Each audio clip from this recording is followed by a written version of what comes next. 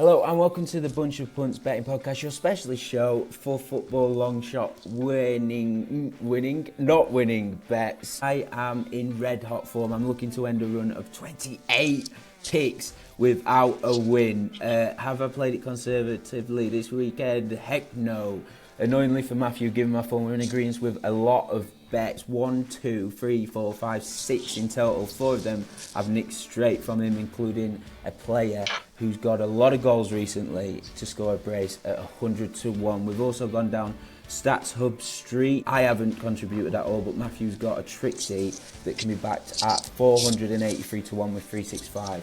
And we've rounded off the show because we've got a lot in common this week with 4 teams all to win in the EFL. A Yankee, 1.1 of a point on that at 355 to 1. So without further ado, let's get into it.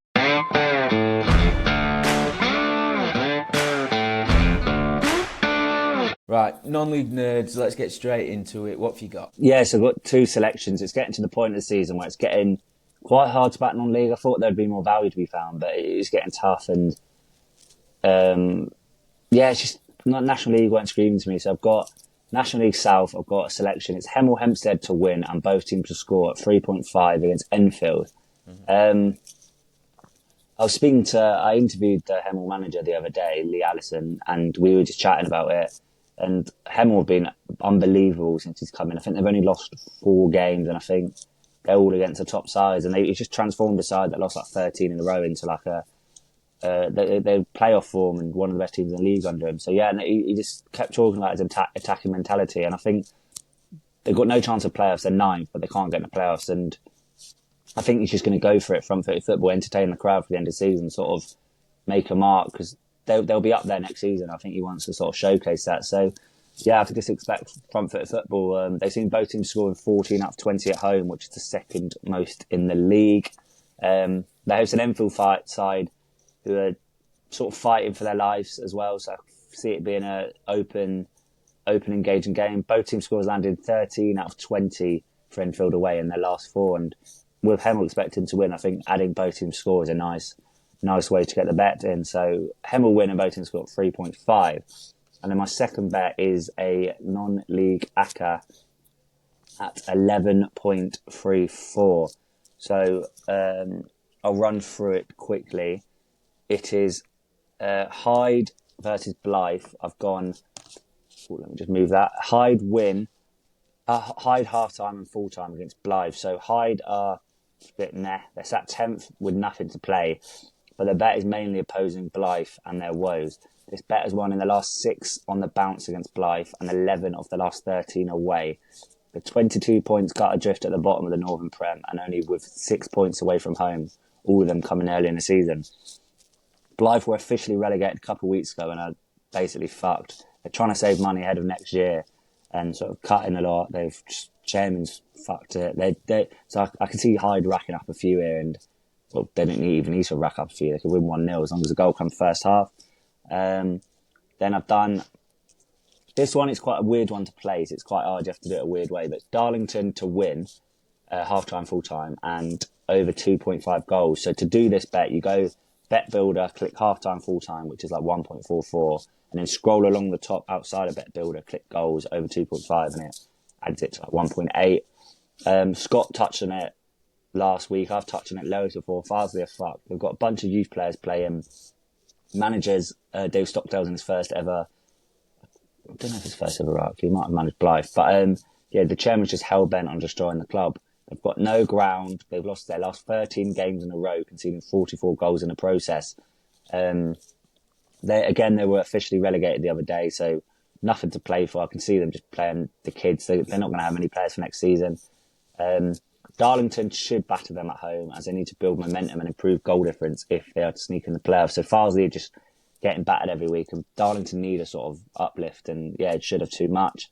The next selection is Warrington, Curzon to beat Warrington and over 1 goal. So it's another angle I back as singles. It's normally about 1.8. I think a single. I normally back it, but long shot, just put it in the ACCA. Failing to win here, we'll see Warrington relegated. So they're basically relegated already.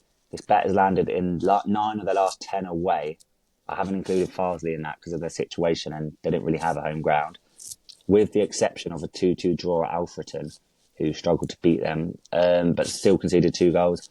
Curzon's form have fallen off a bit and they've gone out the title race, but they're still in the playoff spot. They drew 1-1 at Chester and recently beat Needham Market 3-2. And it's another game I can see them racking up a few against the poor Warrington. So it's Curzon win and over 1 goal. And then I've gone in the Northern Prem again, Macclesfield, Workington, Macclesfield half-time, full-time. Workington have got the 4th worst away record in the league, and it's better won 8 out of 18 away. But Macclesfield are just in a league of their own. They're like Birmingham in League One, but on steroids. They've already won the league title. They've only dropped 5 points at home all season, winning 16 from their 18. So again, it's a game I could see Macclesfield getting a couple goals early and just sort of coasting to victory. So I'll recap the ACCA quickly. Hyde half-time, full-time against Blythe. Darlington win and over 2.5. Darlington half-time, full-time and over 2.5 goals against Farsley. Curzon win and over 1 goal against Warrington. And then Macclesfield half-time, full-time against Workington. And that comes to about 11. Lovely stuff. That is that for non-league nerds. This will not be beaten. This will not be beaten. This will not be beaten. This will not be beaten. This will not be beaten. It's going to get beaten. Best bets, next best. Oh, we've got loads to go at. It was one of them slates. Shall we kick off in the Prem? Yeah. Shall I start with the big one on Saturday? Yep. Ipswich Wolves. Great one. Brilliant. So we travelled to the dirty shithole that is Croydon on Saturday to play Palace. And so I've got a few bets of that. And as if I won't be nervous enough watching it, I'll be sweating over the bets. So I've got 4 bets of this. First one comes Adam Wharton to be carded at 5. So he doesn't make many fouls for his bookings. They're all cynical. He only made 1 foul last game, but 1 foul the game before. Yeah, he's had 3 cards in 13 starts this season, which isn't brilliant, but all 3 came in the last 3. I've mentioned before how many centre mids get booked against Brighton. I think it's like 30 this season. Believe will be back in after being rested on midweek. And just rivalry game. It'll be intense. So I just think 5s is far too big for someone against Brighton midfield. So that's, and then Van Heck to have a shot is 3s and 2 shots is 11s. I'm having half a point on the 2 shots, a point on the shot. He was awful for shots before, but his output has increased massively recently. He's had a shot in his last 4 and 6 of the last 7. Our set piece routines just seem to have changed a bit recently, which is creating more chances for him. And he scored a header versus Fulham and had another shot, so his confidence will be up. And it's a game where I can just see us shooting end-to-end, lots of corners, set pieces, so plenty of chances to get his head on something. Done Purvis Estupinan to score outside the box at 34 with Sky Bet. I'm having a quarter of a point on that. I don't know if you remember, I think it was last season, he's a player I backed quite a lot and we got quite a nice winner on him at 17s or something just to score. And he used to be a player I backed for goals but haven't for a while. He's been poor for shots this season in all honesty, but he's picked it up. He scored a free kick against City and when he stepped up, I was saying to my mate, I was like, this is going out for a throw in this. Curled it, bang, beautiful. And then from then, his confidence gone up. He had 3 shots versus Forest and maybe could have scored, but for a smart save from Stells. 1 versus Villa. And all of these shots have come outside the box, so he's picking up his outside the box output recently. He's a player capable of the spectacular. I've seen scored a really good goal against Spurs last season on his return, and then a week later against Stoke in FA Cup. So he's a player that if he is, I think he's about 9 to score, and if he is going to score, it will come from outside the box. So to get 34 to that, I think is a cracking price. And then on that, I've done Stupinan shot and Gahey foul at 3.25. So I've touched on a Stupinan for the goal angle, but Gahey's made a foul in his last 6 and 8 of his last 9. He'll be up against Pedro and Welbeck up front, who like to drop in and sort of drag the centre-backs out to make fouls. In the reverse, he made 2 fouls and was booked. So I think it's a lovely shot for price for both of them, especially in a derby match. So 3.25 for that. Lovely stuff. Shall we just stay in the Prem? Yeah, I've got 2 more Prem games. Yeah. Lovely. Oh, are you not got any Prems? I did tell you my bets today. I've got no Prem bets. Okay, so I'll rattle through the other 2 Prems. I've got Ipswich Wolves. Ben Johnson 2+ shots at 8. So I'm having half a point on that. I've no idea if he plays, as Ipswich love changing formation, home or away. So he could go with a more conventional attack at home. But if Johnson does start attacking again, this could be a great spot, especially with Super Sub. Simple thing, he had 2 shots against Bournemouth away midweek. There's not much off to go off, but he's solid for 1 shot normally. And if he is attacking in the game, Ipswich will go for the win. It looks good. And Larson and Andre 2 fouls each at 5.5 is my second bet for this game. Larson is a fiend for fouls. He's made 2+ in his last 6 starts. Andre made 3+ in his last 2 games. Sort of a relegation battle. It's 9 points in it, so it's not really, but it could be quite scrappy. And yeah, that one. So these bets I've had so far, again, mentioned it last week. Stats Hub, it's perfect. You can, the more I use it, the more I play about with it. And I was playing about with it. You can click on a player and you get a graph. They do it. Another feature I like, you graph, and it'll show how many minutes they played. You can filter it to starts only, and then it filters how many minutes they get and yeah, why they made the fouls. You can set the line at 2, and it'll highlight green every time they've hit that. So it's very nice for finding niche spots like this.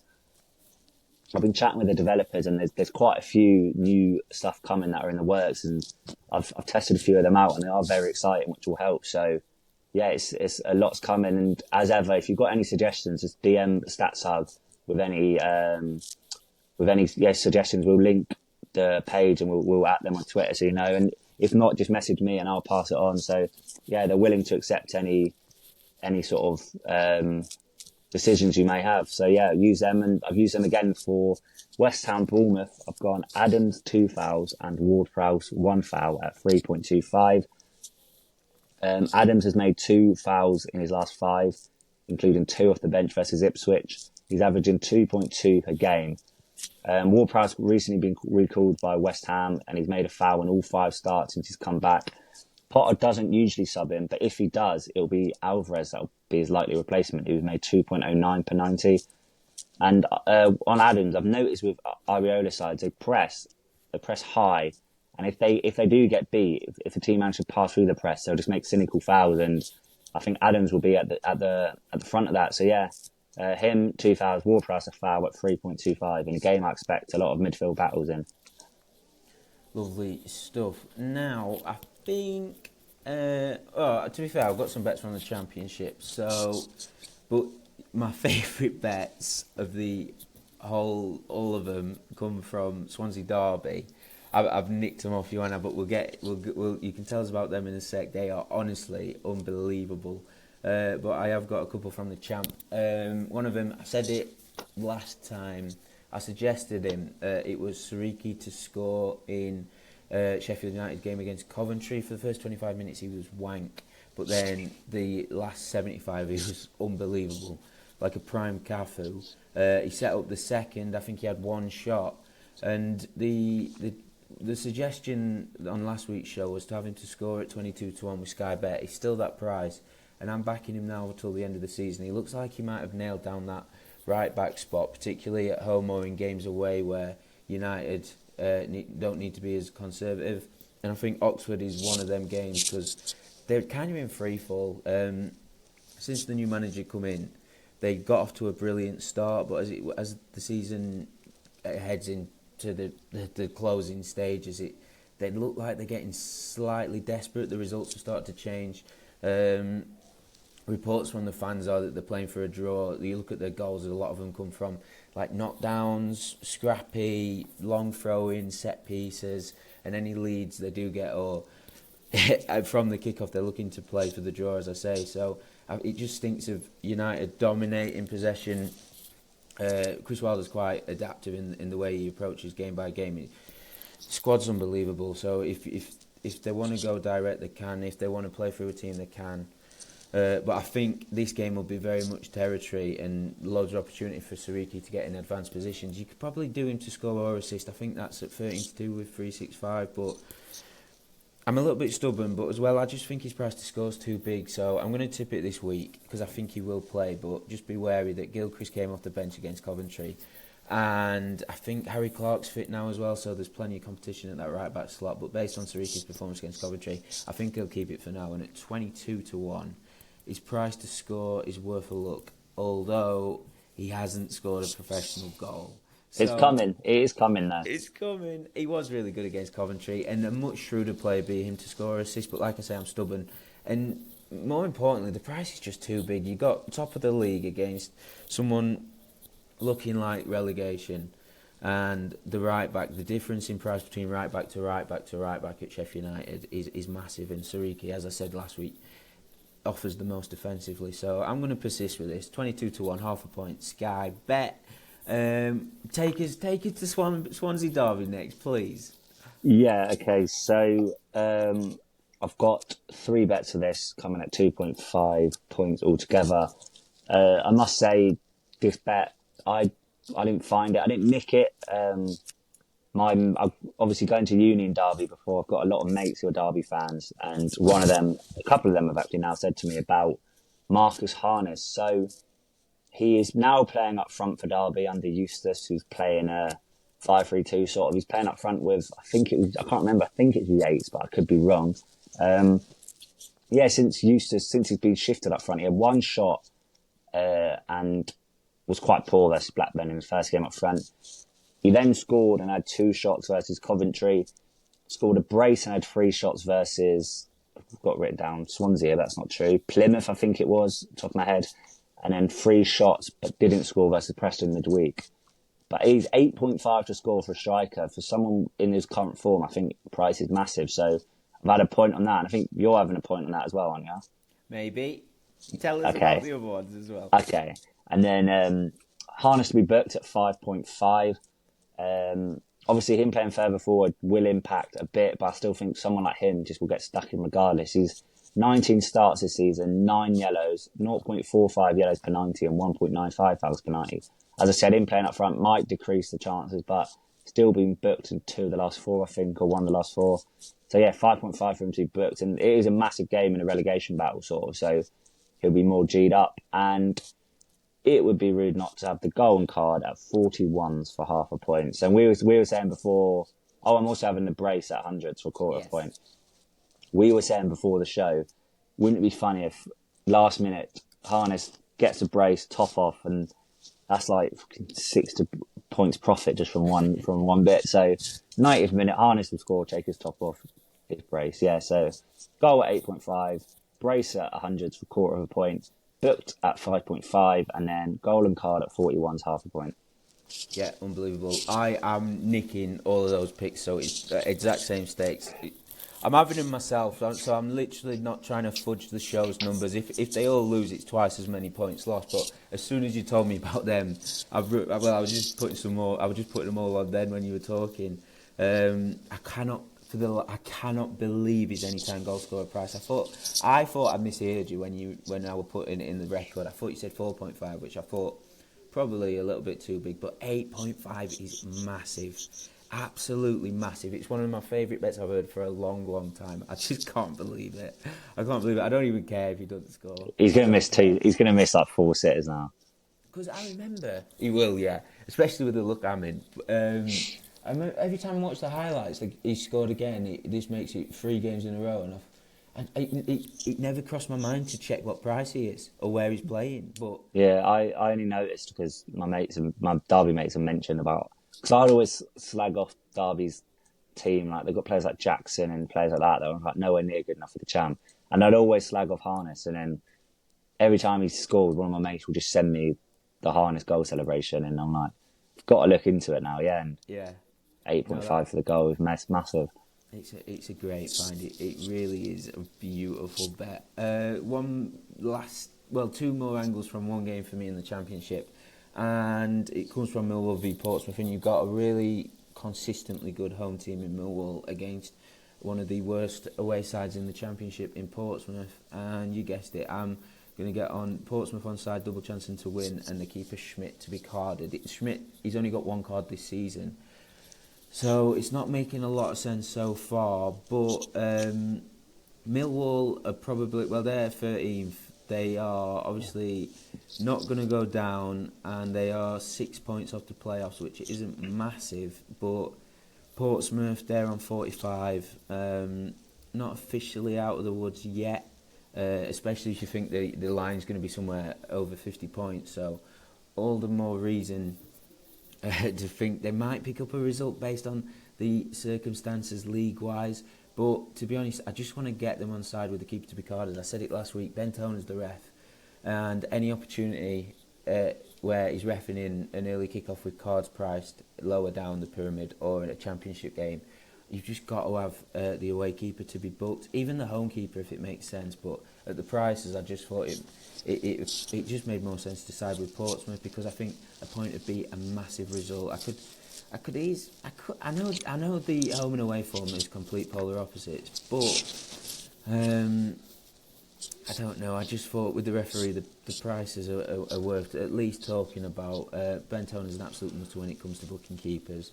Noticed it at the Barnsley game. It was so uncalled for. The ball was in the crowd at the time, and I think Barnsley were 2-0 up this particular game, and he booked the keeper as he waited for the ball to come back from the crowd. And he was sort of saying, what am I supposed to do? And you look at his record, he's absolutely nuts. He's booking... I've got on my notes, check his keeper card record, but I haven't checked it. But honestly, it is nuts. Do you reckon his wife's like his wife cheating on him with a goalkeeper or something? So just goes around booking goalies out of. It's honestly that bad. It is honestly that bad. He booked the last one I remember noticing was he booked Kaminsky in the 1-1 draw at Hillsborough. He's booked one keeper since, but he was absolutely on a rampage at the start of the season. So you can get Portsmouth double chance 9-1, Portsmouth to win alongside Schmidt to be carded at 20-1. I've had half a point on each just because of the referee. I just don't. I think over the course of the season, whenever you can get on Ben Toner and the away side, you've got to do it, because the proof's in the pudding. Is absolutely unhinged. Although, please do exercise some caution, because as I said, this is a home team who are one of the consistently the best in the Championship. They have still got an outside chance of the playoffs against one of the worst away teams, but that is also why you get the price. Stop talking yourself out of it. I could see it. I've had it, but I'm just saying, the more it makes less and less sense. It's all about the referee. It's all about the referee. So yeah, that is the last one from the Championship. Bad news for you. Oh, have you got one more? I've got one more. Yeah. Sorry. QPR Cardiff. Youssef Saleh, 2 shots on target at 5.5. He's had a shot on target 7 out of 8 starts, 2+ in 2 of these. Just Cardiff's best attacker really at the moment. He'll be crucial for their survival hopes, and if Cardiff are to get a result, it'd be him. So 2+ shots on target, 5.5. Lovely stuff. Right, into League One, and the bad news for you is we've actually got a lot of the same bets. So shall we go Stevenage Crawley? I've actually had 2 points on Crawley to win, and I've taken 365's price of 4.75. It's ever so slightly bigger on William Hill if you want to take it there, but just for 0.05 of the difference on the price, you get that added security of an early payout with 365. I think it's that finer margin. It's worth taking it with that bonus, and it's worth noting this price shortened. I think it was definitely 5.5 at the start of the week, and I think it was 5.5 yesterday. It went into 4-1 this morning, and then it's just been chipped away at a bit more throughout today. It's Thursday's record, and it's all about Scott Lindsay. Since he returned, they've cut the gap on from safety from 12 points to 6 points.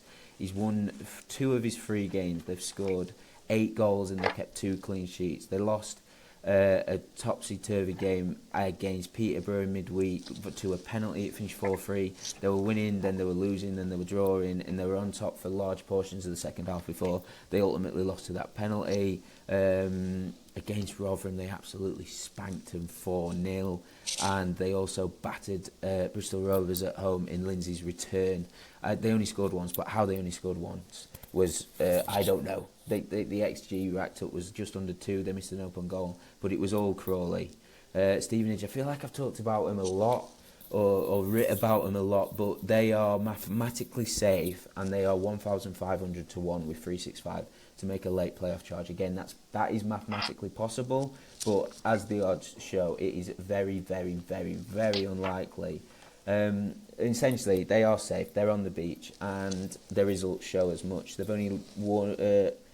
They've lost the last 2 games without scoring. They've not won in 5, and I think they've only won one of the last 12 league games. So there's literally nothing to play for. The only thing is, when teams with nothing to play for, they have something, I guess, to play for in front of their home fans. But bottom line here is, and I know you agree, Matthew, Crawley's price is just too big, isn't it?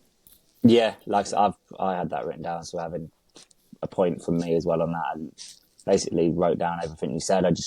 The main bit I said was it's easy if you're just your average punter, you don't really watch League One. It'll be easy to look at Crawley's sort of away record and write them off as just no chance. But yeah, their predicament, it's a team.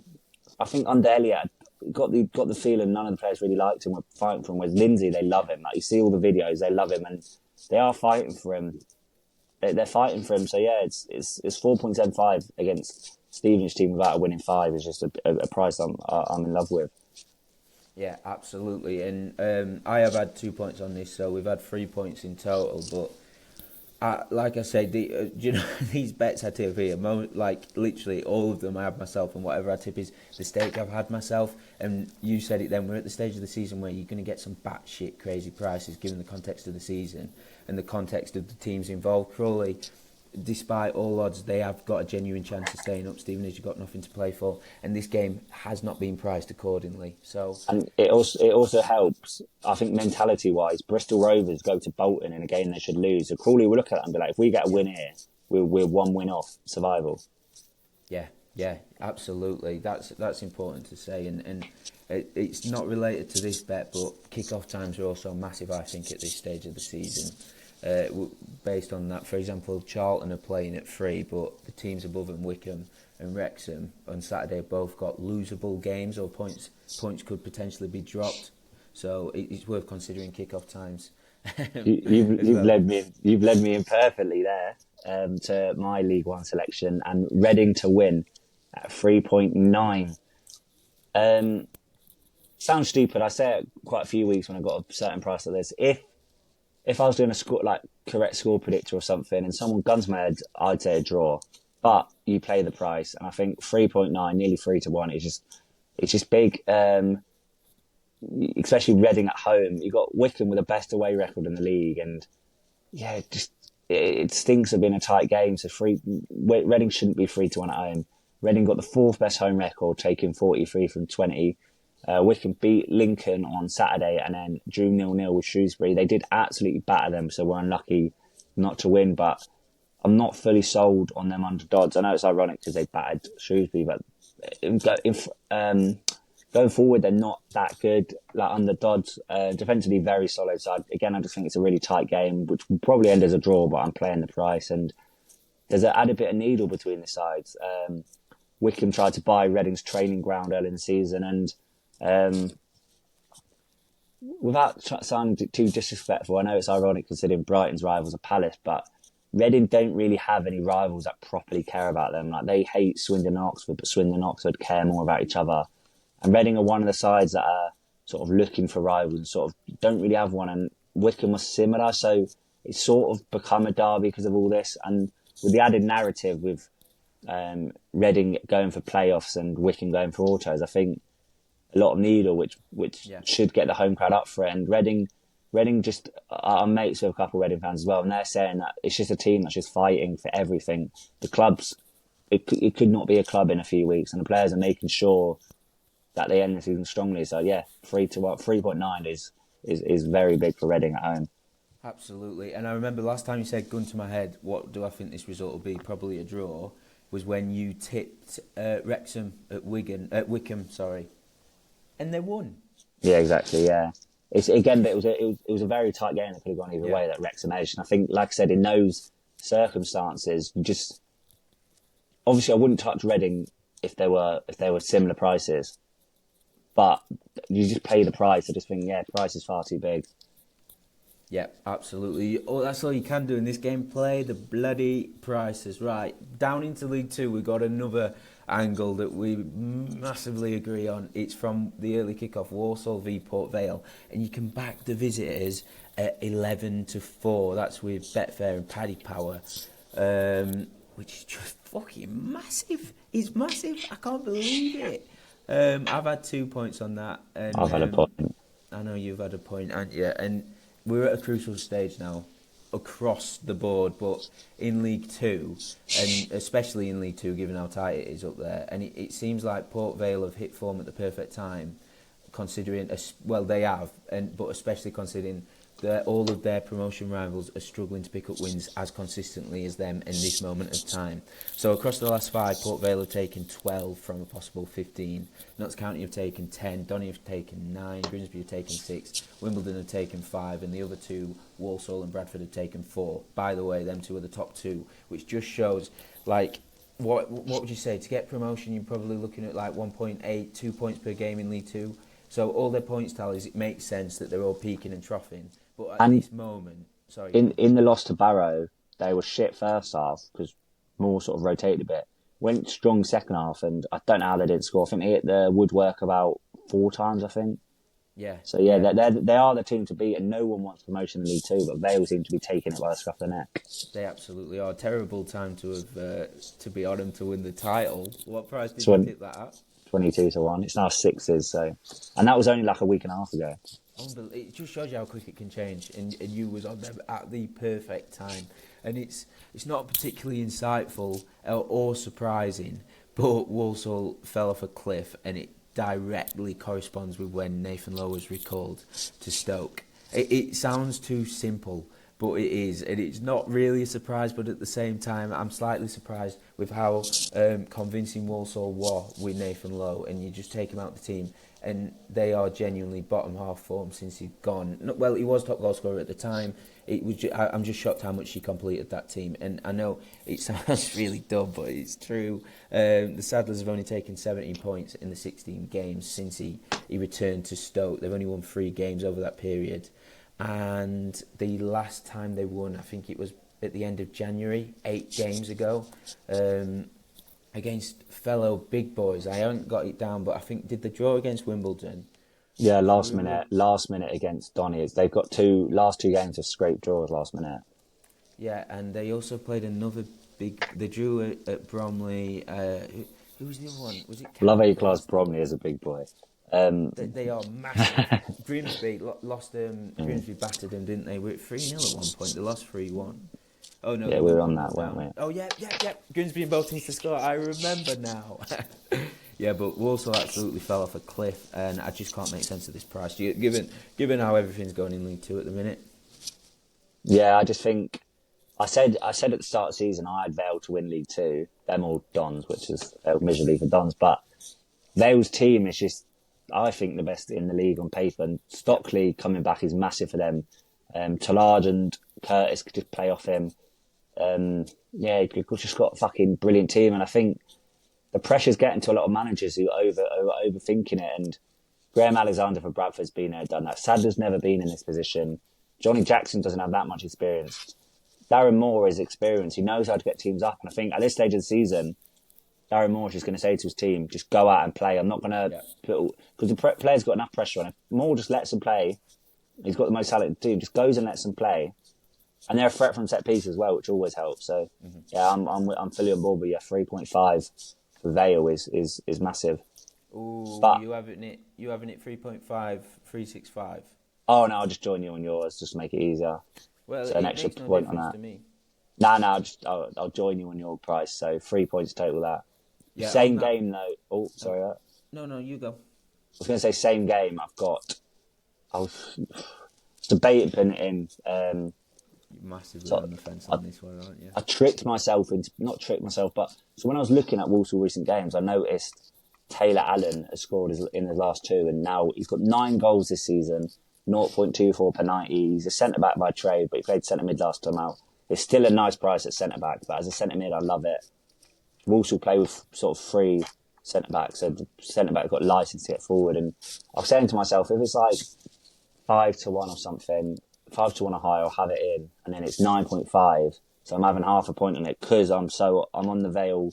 I'm on Vale to win. I think it'll be a close margin game, so it sort of contradicts each other having a Wolves goal scorer. But yeah, Allen goal at 9.5, half a point. I'd rather lose a point than fret not having it in. So yeah, I'm having that. Yeah, you've got to do it. If you think the price is too big, I remember it was only even last show I did the Swansea double chance, even though we'd had a bet, the pod bet with Leeds to win to 0. Sorry, but if the price is big enough, you can have 2 slightly conflicting bets, 100%. And there's like just because Port Vale, are too big of a price, it don't mean they're going to win. And imagine if Walsall, if they drew 1-1 and Taylor Allen scored the goal. Or lose 2-1, Taylor Allen. Yeah, exactly. If the price is too big, just do it, and that is a whopping price. The last game I think we're covering is Bradford Crew. I haven't actually got a bet on the show for this. I had the bet, I cashed it out. I rebacked the bet, I cashed it out. I've been the exact same. I've been and ahhing all week. Yeah, but what I will say is I've had said away team. We're going to tell you the game in a second. Matthew's going to tell it you in a second. I've had said away team on the Asian handicap. The line's at 0.75 and it's about 1.9. Obviously, that's not going in this show. But their price to win, looking at the historical odds from this season, I think it's a point too big. But I've swerved it because of their record against the top 7. It's draw central. But, Matthew, who is it and why is the price too big? Crew to win at 5.5.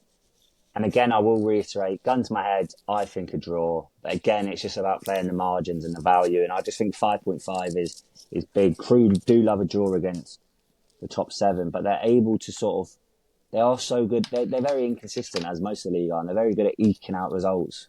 And they've got threats, and they've got that goal threat now, Mickey back. And it's what I've just been debating it because Bradford are brilliant at home, and like just Bradford's recent little sort of fall off. They've just had 1 win from the last 5. 3 of these were away, and they lost at home to Tranmere, battered Colchester. But something seems off with them. They've sort of resorted to long ball football. They just look lethargic, out of form. Sarcevic could be back, but it takes him a while to get up to scratch as well. They don't really have the player that will take the game by the scruff of the neck. And I think Bradford's recent their style of football hasn't been good at all recently. And I just think that suits Crew to a T. Like to get physical, like the long ball, and like defensively. I just think 5.5. Guns mad, it's a draw, but 5.5 is as you said, probably. I thought Crew would have gone off about. I thought Crew would have been about 3-1, a bit higher. So 5.5 for that, I think, is very big. Simply too big, yeah. As you say, Patterson's back. Sarkovic put a slightly cryptic message on Instagram story with his thumbs up, saying like he feels great, or replying to a question saying how do you feel. So the suspicion is he'll be back, which is ultimately what put me off. The other thing is Jack Shepherd's not been playing, and he's absolute Rolls Royce. He's brilliant at centre back, and he could return. And for me, the price is too big, and I'm really glad you tipped it. But there's just a lot of unknowns. I think it's going to be a 1-goal game, and I'm just not sure which way it's going to go. But the thing in Crew's favour is if Sarkovic is back, if Jack Shepherd is back, they're going to play a lot more possession-based football. And that's going to suit Crew, who are the best in the business when they ain't got the ball, in my opinion, especially at this league, especially at this level. So, Crew to win 5.5 rounds off that section. Keep punting! Keep fucking punting! YTP, baby! We're in agreement with a lot of things, which means we've got a lot of long shots. The pod bet this weekend, it's a Yankee, 4 teams, Reading, Crawley, Crew, and Port Vale. You can back that at the odds of a smidge over 355 to 1. 1.1 of a point on that across the whole Yankee. If you can get on with Bet Victor, it's about 30 points bigger.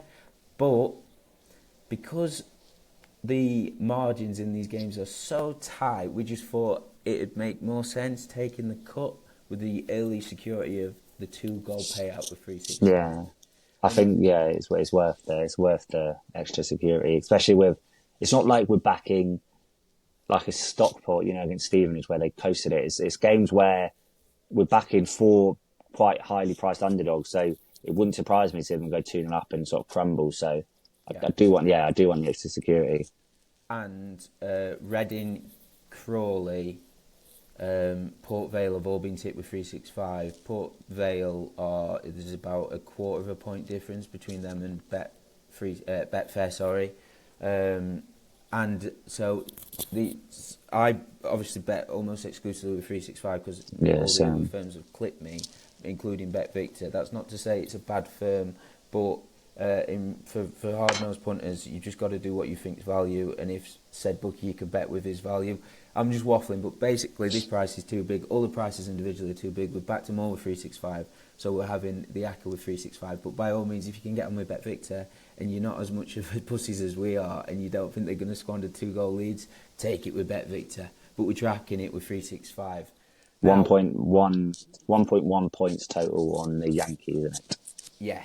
So it's a combination of 11, 2 up for a profit, and it's 11 combinations of doubles, trebles, and the 4 folds. Last stop is a trip down Stats Hub Street, isn't it?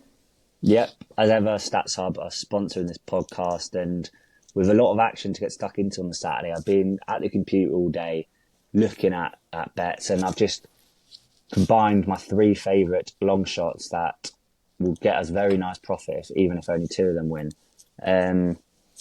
Van Heck, 2 shots at 11 in Brighton Palace. I've gone Ben Johnson, 2 shots at 8 in Ipswich Wolves, and Salet, 2 shots on target at 5.5 with Cardiff against QPR, and that comes in at 484s. And I'm having a point total on the Trixie, so 4 times 0.25 points. Lovely stuff. I think that's just about everything for this weekend's action. Before we go, Matthew, can you recap all your selections? Yeah, sure. So from non-league, Hemel win and both teams score against Enfield at 3.5. Got the non-league ACCA at 11.34, which is Macclesfield half-time, full-time versus Workington. Hyde half-time, full-time versus Blythe. Darlington half-time, full-time versus Farsley and over 2.5 goals. Curzon win against Warrington and over 1. Moving out of non-league, I've gone Palace Brighton, Wharton Card at 5s, Van Eck shot at 3 and half a point on 2 shots at 11s. Purvis outside the box at 34s for a quarter of a point with Sky Bet. Estupinan shot and Gahey foul at 3.25 with Bet365. Ipswich Wolves, half a point. Ben Johnson, 2 shots at 8 and a point on Larson and Andre, 2 fouls each at 5.5. And West Ham Bournemouth, Adams 2 fouls and Ward-Prowse 1 foul at 3.25. Down to Championship, Swansea Derby, Marcus Harness goal at 8.5. Quarter of a point on the brace at 100s. Him to be booked at 5.5, 365, and then half a point on Gold Card at 41s. Had a point on Salic, 2 shots on target, QPR Cardiff. Down to League 1, Reading win at 3.9. Crawley win at 4.75. In League 2, I've gone Vale to beat Walsall at 3.5 and half a point on Allen Goal at 9.5. And Crewe to beat Bradford at 5.5. Lovely stuff. Before, if you're listening to us on Spotify, Apple, whatever, on the YouTube video, I do a screenshot of the spreadsheet of all the bets. So if you struggle to keep track, you can just go on YouTube, skip to the end, and pause it, and all the bets are listed with the best prices and the point stake. I have got Crawley to win, same as Matthew. 2 points on that for me, 3.75, 365. Port Vale as well, 3.75. Betfair Paddy, 2 points on that. I'm doing Sariki to score again. Oxford v Sheffield United. Sky Bet 22-1, half a point. Oh my God, I forgot. I've also done Jallo anytime again. That's at Birmingham v Barnsley. That's at 7-1, half a point on that with 365. Whoops. Millwall Portsmouth double chance with Schmidt card at 9-1, 365. Portsmouth to win, Schmidt card at 20 to 1, half a point, both those 365. I've nicked all of Matthew's bets for Swansea v Derby as well because they're so good. It's harness anytime, so another point on that. Harness card, another point on that. Harness goal card, another half a point on that. And Harness brace, another quarter of a point on that. All with 365. He's just told you about the prices. And then the pod bet, Yankee, Reading, Crawley, Crewe, Port Vale, taking it with 365 at just over 355 to 1 a point, 1.1 of a point, sorry, on that. And then Stats Hub Street, a stats-based Trixie with the help of our friends at Stats Hub. That's Matthew's work. He's gone Salick 2 shots on target, Johnson 2 shots, Van Hecker 2 shots. 365, 483 to 1 a point on that Trixie. But as I say, if you do want to jump across to YouTube, you can see the screenshot of the spreadsheet. Pause it, and if you want to have any of the bets, it's just easier to track what we've had. Because I know it's confusing when we're reeling off. We must be over 20 bets for the show today. So, yep. That is everything. And we got, oh my God, we've got Champions League next week. I'm not fucking touching Champions League again. Right, so we might be back for Champions League next week, but unless it's coupled with VFL, it might not be. If not, we'll be back Thursday. Best of luck to all your picks for the weekend, and we'll catch you on the Flip.